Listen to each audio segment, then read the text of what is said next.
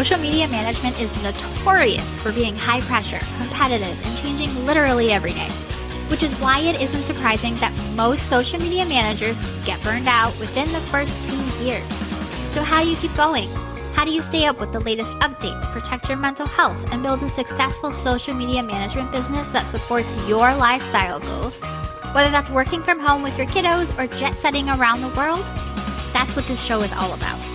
Welcome to Social Media Manager Confidential. I'm Shanté Gorman, founder of a 6-figure social media management agency and mentor to social media managers.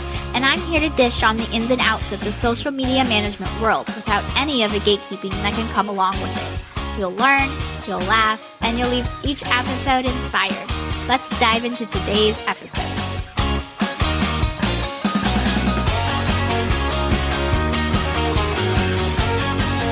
Hey there, welcome back to another episode of Social Media Manager Confidential. Today we're doing a fan favorite Q&A with Shanté. I did an Ask Me Anything over on my Instagram stories yesterday, and I did answer some of those in my stories, but a lot of them were really great questions, and I wanted them to have a more permanent space here in the podcast on my YouTube channel. So I'm going to be answering quite a few of them here. This might be a long one, so we might separate this into 2, maybe even 3 videos to keep them short and actionable. So here we go. The first question is, how many clients could you comfortably manage at one time without seeking external help? Okay, so I will say I learned this the hard way in that I took on too many clients at once where I couldn't keep up. So I will say from a beginner's perspective, for clients, again, this is going to depend on what type of packages you're offering, how much content you're creating, engagement, hand-holding for the client, communications, meetings, all of that. But for the most part, 4 to 5 tends to be the limit for one person. I personally now might be able to push that to maybe 6 myself. That would be all of my time. That would be full-time. I wouldn't be able to grow my business. I wouldn't be able to bring on any more clients. I wouldn't be able to do anything. That would be my entire job would be managing those 6 clients, and that would be it. There would be no growth from there. For the most part, if you want to grow an agency, you will need to bring on an additional person to help you with any other clients that are beyond that 4 to 5. So hopefully that's helpful. The next question is from Antoinette. Did you deal with fear of failure? If so, how did you get over it? So this was a really great question and one that I posted about and answered in my stories. But basically, I am not over my fear of failure. I am still afraid of it every day in this business where right now I am the sole financial provider for my family. My husband is the caretaker for the kids. He's the one running them to school. He's the one running errands. He's the one taking care of the house, helping with the homework, like stuff like that. So for me, it's a lot of pressure. And so the fear that I'm not going to be able to take care of my family, something weird's going to happen, is a lot. So that, in addition to having to kind of reinvent yourself, stay fresh, stay on top of trends, create content in addition to all of the other things that are happening, is a lot. And that fear of failure is still there. But what I have learned is it's not a failure, and I don't view it as a failure. It's not like a personal downfall, because when you're trying something new, you're going to fail at it because it's new and you're learning and you're going to make mistakes. But it's not a failure. It is a learning experience. This is something that you are going to make mistakes from. You're going to learn from these mistakes and what you can do better in the future and how to kind of avoid those mistakes. And you can improve on yourself and on your business and your skills from there. So it's just a learning lesson. It's not a failure. And a lot of times I think we see all of these people, and maybe even some people see me this way, where we're like, oh, this person really knows what they're doing. They're perfect. They've never made any mistakes. They've never failed. And that's not true. I have failed to book clients.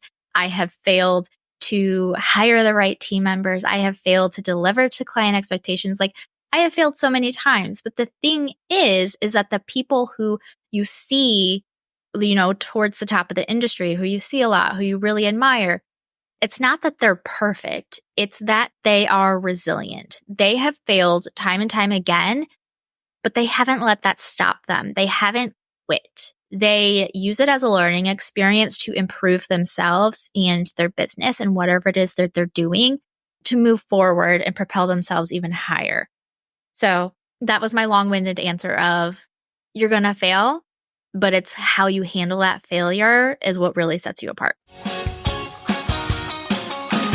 I'm going to slide right in here and interrupt for just a moment to let you know that you are personally invited to join the Sugar Punch community for social media managers.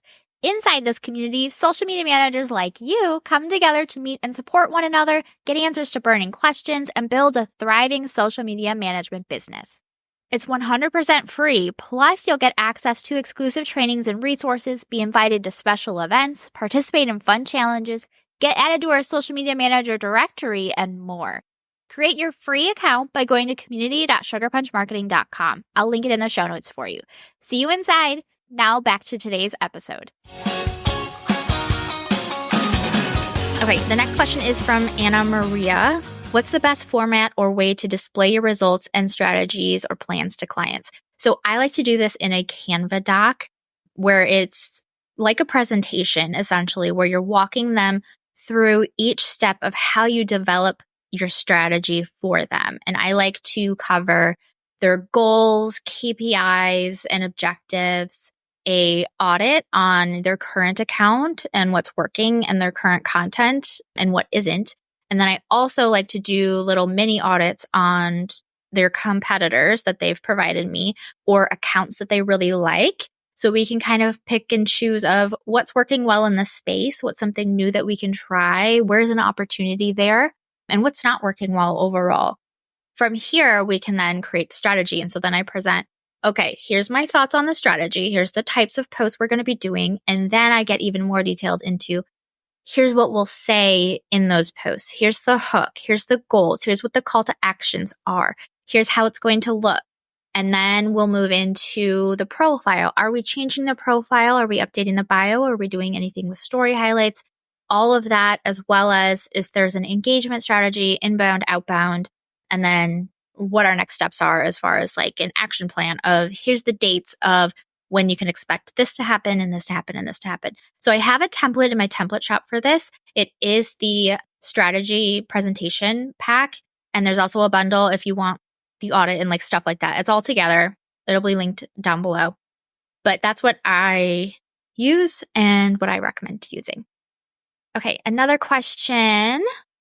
How long did it take you to get to 6 figures in your business? I hit it my first 6-figure year in year 3 of my business, I want to say. And every year since then has been a little bit more and a little bit more. I'm in multiple 6 figures last year and projected to beat that this year. So we've grown year over year. But I will say 6 figures has become like this goal post in the online space of you're either a 6-figure, 7-figure earner or you're not. I feel like it's a little bit more of like a vanity metric, like you're in the cool kids club versus not. And it's kind of just become this thing where, yes, it can be inspirational. It's also kind of how we're judging whether somebody is good at what they do or not. And it's not always about the income level. Maybe some people aren't charging enough or they would rather work with smaller clients and they don't need to make that amount of money or that amount of income. If you are a social media manager and you are working solo, you cannot make 6 figures by yourself. You're going to either need to scale to an agency or you're going to need to start offering consulting or digital products or affiliate income or something like that. You as a one-on-one service provider are not going to be able to make 6 figures unless you have really high prices and few clients. You can make sure you're delivering on all of that. Or you're going to have to start hiring a team and outsourcing and hiring help because that amount of work for that amount of money is really difficult for one person. I do share over in my community. I used to share quarterly reports for income and expenses and what came from where. So if you go over and join the community, it's free for social media managers. You do need to apply to join, but that's just to kind of make sure we get the right people in there and turn away the wrong ones. But It's in the SMM chat. Just search for quarterly report in the search bar and it'll show up. There's quite a few in there for you to go through so you can kind of take a look at what that is like. Okay, last question. Is it ick to use my personal Instagram account to like and share my social media business content? Who says it's ick? Who is deciding that it is ick to do this? Like, according to who? If it's from potential clients, no, it's not going to be ick to them because they're getting information and nurturing where they're going to want to ask you about it or want to work with you. That is marketing. But if it's ick to people who are following your personal account, their friends, their family, their acquaintances, and they're not supportive of what it is that you do, yeah, it's ick to them because they don't get it. And it's kind of one of those things of you either care about that or you don't. They either support you or they don't. And that's something that is a them thing and not a you thing. You can't please everyone. You can't be not ick and also market yourself and promote your business. Some people will get it. Some people will get the small business, the entrepreneurship thing, and some won't. And that's not something you can control and really not something that you need to focus on or put your energy towards or like worry about, because it really will not have an impact on you or the success of your business. If you do let yourself worry about it, if you do let it hold you back where I don't want to be ick, so I'm not going to promote myself, I'm not going to talk about my business, nobody's going to know you have a business. Nobody's going to know, oh, I know so-and-so does this, and maybe it would be good to introduce you to. If you don't promote yourself, your business isn't going to grow. Businesses don't grow without marketing. That's why we have jobs. So don't be afraid to market yourself. Okay, that's all for this episode. Thanks so much for listening. I hope it was helpful. If you have any questions, let me know. I love to chat with you in the Instagram DMs. And if you like this episode and you found it helpful, make sure you like and subscribe in all of the places. Turn on your notifications so you don't miss an episode. And I will see you next week. Catch you next time. Thanks for tuning in to today's episode. Learn more about my digital template shop, online courses, and mentorship program by going to my website at sugarpunchmarketing.com.